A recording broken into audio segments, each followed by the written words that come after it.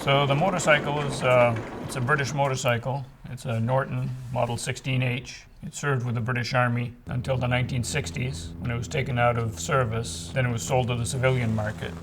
So I've always had an interest in motorcycles, antique motorcycles, and an interest in military history, so the two came together. This is the census number, C4194433. During World War II, whether it be Norton, BSA, or Triumph, they were all issued a census number by the military, and with those you can trace the date of construction or building, which would be later part of June 1940.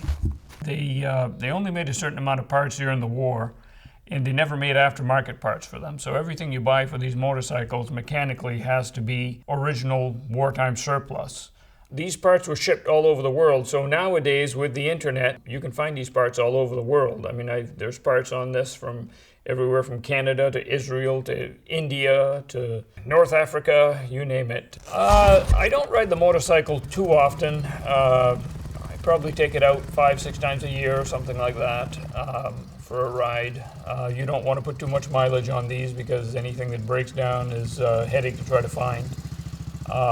So I take it to antique motorcycle shows and show and shines and things like that. It's not a daily rider. It's not something you want to be in traffic with too much because I've never restored it to really modern specifications with good lights and signal lights and things like that. It's just like it was in 1940.